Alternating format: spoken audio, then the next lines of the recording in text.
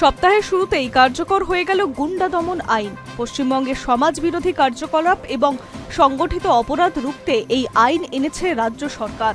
শুক্রবার বারুইপুরে গিয়ে এই আইন কার্যকর করার কথা জানিয়েছিলেন মুখ্যমন্ত্রী নিজেই। সোমবার ৩ বিজেপি প্রার্থীর রাজ্যসভায় মনোনয়ন জমা করিয়ে মুখ্যমন্ত্রী বলেন, এটা খুব দরকার ছিল, প্রয়োজনের ডাক ছিল। ৩৪ বছরের কমিউনিস্ট সরকার ছিল, তারপর ১৫ বছর তৃণমূলী গুন্ডাদের সরকার ছিল। তাদের জব্দ করার জন্য এই আইন খুবই দরকার ছিল। বিধানসভায় আমরা আইন পাশ করিয়েছি, রাজ্যপাল অনুমোদনও দিয়েছেন। নবান্নের ধারণা হলো, বর্তমানে যে আইন রয়েছে তা অন্তত এই বাংলায় আইনের শাসন কায়েম করে রাখার পক্ষে যথেষ্ট নয়। তৃণমূল জামানায় তোলাবাজি, সিন্ডিকেট রাজ, গুন্ডামি যে চরমে পৌঁছেছিল তা রুখতেই এই দাওয়াই। প্রস্তাবিত নতুন বিল হলো সেই দাওয়াই। কোন কাজকে অ্যান্টি সোশ্যাল অ্যাক্টিভিটি বলা হয়েছে? বিলে অ্যান্টি সোশ্যাল অ্যাক্টিভিটি বা সমাজ বিরোধী কার্যকলাপের সংজ্ঞা বেশ বিস্তৃত। বলা হয়েছে, সাধারণ মানুষের মনে আতঙ্ক তৈরি করতে পারে বা মানুষের নিরাপত্তাহীনতায় ভুগতে পারেন এমন সব কাজই সমাজ বিরোধী কাজের সংজ্ঞার মধ্যে আনা যাবে।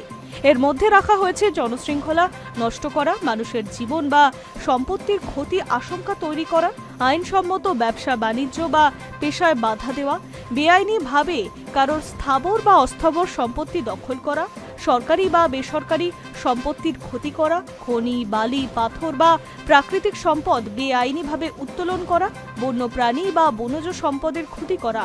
অর্থাৎ শুধু রাজনৈতিক হিংসা নয়, তোলাবাজি, জমি দখল, সিন্ডিকেট, বেআইনি খনি বা বালি কারবার, সম্পত্তি ভাঙচুর, ব্যবসায় বাধা সবকিছুকেই এই আইনের আওতায় আনা হয়েছে।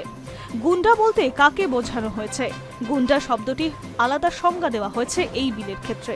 কোনো ব্যক্তি নিজে অথবা কোনো দল, গ্যাং বা সিন্ডিকেটের সদস্য বা নেতা হিসেবে অভ্যাসগতভাবে সমাজ বিরোধী কাজ করলে তাকে গুন্ডা হিসেবে চিহ্নিত করা হবে। যে কেউ অস্ত্র আইন, মাদক আইন, অনৈতিক পাচার প্রতিরোধ আইন, বিস্ফোরক আইন বা ভারতীয় ন্যায় সংহিতার নির্দিষ্ট গুরুতর ধারায় অপরাধ করলে অথবা এই ধরনের অপরাধে যুক্ত থাকার চেষ্টা করলে তাকে এই আইনের অধীনে আনা যাবে। এর ফলে শুধু অপরাধ সংগঠিত হওয়ার পর নয়, অপরাধের সম্ভাবনা বা পুনরাবৃত্তি রোখার জন্য পুলিশ ও প্রশাসন আগাম ব্যবস্থা নিতে পারবে। আটক রাখার ক্ষমতা কার হাতে? এই বিলের সবচেয়ে গুরুত্বপূর্ণ দিক হলো, সরকার চাইলে কোনো ব্যক্তিকে আটক রাখার নির্দেশ দিতে পারে। রাজ্য সরকার পুলিশ কমিশনার, জেলা ম্যাজিস্ট্রেট অথবা সরকার নির্ধারিত ডেপুটি ইন্সপেক্টর জেনারেলের পদমর্যাদার পুলিশ অফিসার এই ধরনের ডিটেনশন অর্ডার জারি করতে পারবেন। যদি তাদের মনে হয় কোনো ব্যক্তি সমাজ বিরোধী কার্যকলাপে যুক্ত অথবা যুক্ত হওয়ার সম্ভাবনা রয়েছে এবং তাকে আটক না করলে জননিরাপত্তা বা জনশৃঙ্খলা বিপন্ন হতে পারে, তাহলে তাকে আটক করার নির্দেশ জারি করা যাবে। চার্জশিট বা মামলা না হলেও আটক। বিলে বলা হয়েছে, কোনো ব্যক্তির বিরুদ্ধে আগের মামলার চার্জশিট থাকতেই হবে এমনটা নয়।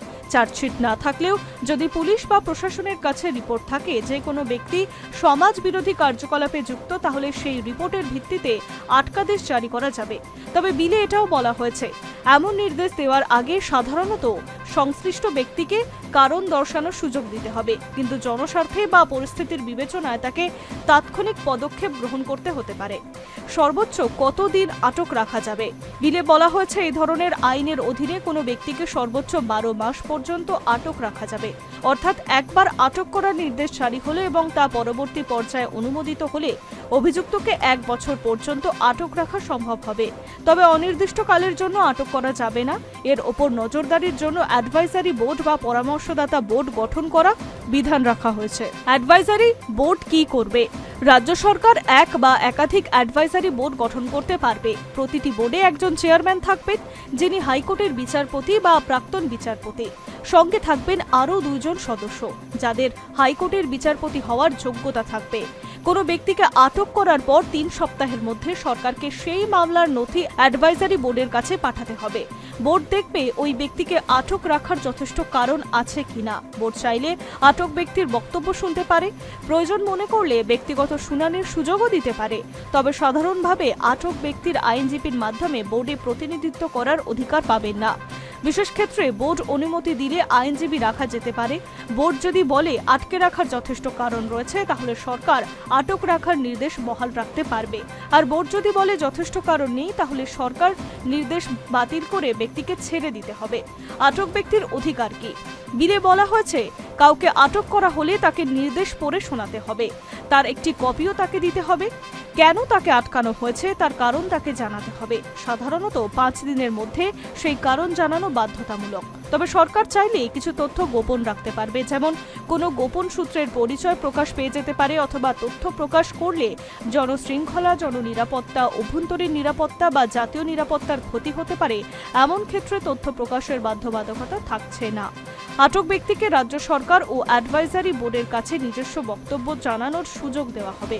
সংশোধনাগারে আটক থাকলে তাকে আইনজীবীর সঙ্গে পরামর্শ করার যুক্তিসঙ্গত সুযোগ দেওয়ার কথাও বলা হয়েছে। পলাতক হলে কি ব্যবস্থা?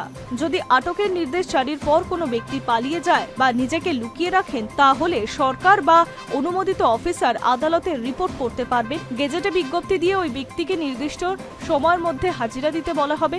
এই নির্দেশ না মানলে সর্বোচ্চ 2 বছর পর্যন্ত কারাদণ্ড বা জরিমানা অথবা দুটোই হতে পারে। জেলা ছাড়ার নির্দেশ দিতে পারবে সরকার।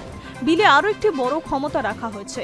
কোনো ব্যক্তি সমাজ বিরোধী কার্যকলাপে যুক্ত বলে মনে হলে তাকে কোন এলাকায় থাকতে দিলে জনশৃঙ্খলা বিপন্ন হতে পারে বলে প্রশাসনের ধারণা হলে তাকে নির্দিষ্ট জেলা বা এলাকা ছাড়ার নির্দেশ দেওয়া যাবে। এই নির্দেশ সর্বোচ্চ 1 বছরের জন্য জারি করা হবে।